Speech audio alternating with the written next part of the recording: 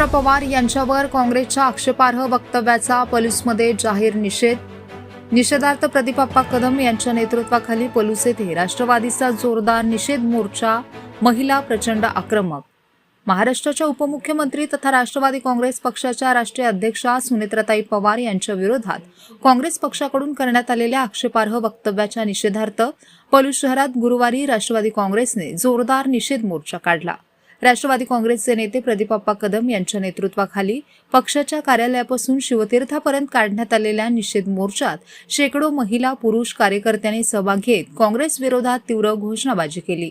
महिलांच्या सन्मानाचा प्रश्न असल्याने काँग्रेसने तातडीने जाहीर माफी मागावी अशी मागणी करण्यात आली आहे.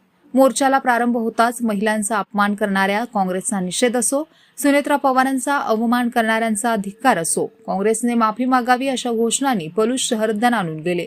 विशेष म्हणजे या मोर्चात महिला पदाधिकारी व कार्यकर्त्यांचा मोठ्या संख्येने सहभाग होता.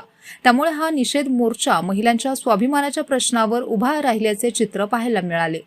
यावेळी बोलताना प्रदीप कदम म्हणाले की शिव, शाहू फुले आणि डॉक्टर बाबासाहेब आंबेडकरांच्या विचारांचा वारसा लाभलेल्या महाराष्ट्रात महिलांचा अवमान कधीही सहन केला जाणार नाही.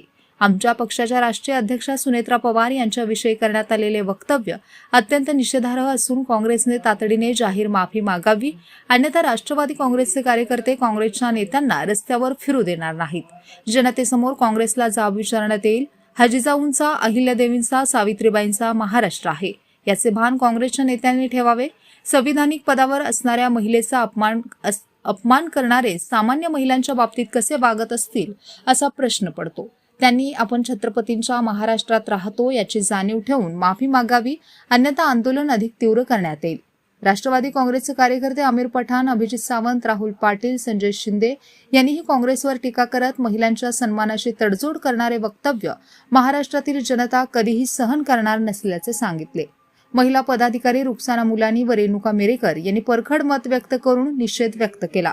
मोर्चात तौफिक मुल्ला, आशिष सूर्यवंशी, तुषार सूर्यवंशी, शुभम निकम, प्रताप पाटील, बाळकृष्ण पवार, रणजित शिंदे, सागर कदम, विकास कदम, उल्हास पाटील, उमर मुल्ला, नितीन सुर्वे, भास्कर संकपाळ, राहुल पाटील, बांबवडे, महेश हजारे, शाबाज नदाब, अभिजित कोलगे यांच्यासह रुक्साना मुलानी, आशाताई गायकवाड, सरिता कुंभार, रेणुका मिरेकर, शोभा वडुलकर, वंदना कांबळे, कविता शिखरे आणि शेकडो महिला पुरुष कार्यकर्ते सहभागी झाले होते. स्पीड न्यूज मराठीसाठी सचिन लडगे, पलूस. पक्षाच्या राष्ट्रीय अध्यक्षा, आमच्या नेत्या आणि महाराष्ट्राच्या पहिल्या महिला उपमुख्यमंत्री सुनेत्राताई पवार यांच्याबद्दल काँग्रेसने आक्षेपार्ह टीका टिप्पणी केलेली आहे.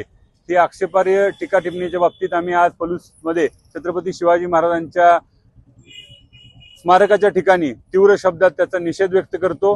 काँग्रेस पक्षाने याबाबत जाहीर माफी मागावी आणि विशेष म्हणजे काँग्रेस पक्षाचे प्रदेशाध्यक्ष या गोष्टीचं समर्थन करतात, हे अत्यंत निंदनीय बाब आहे.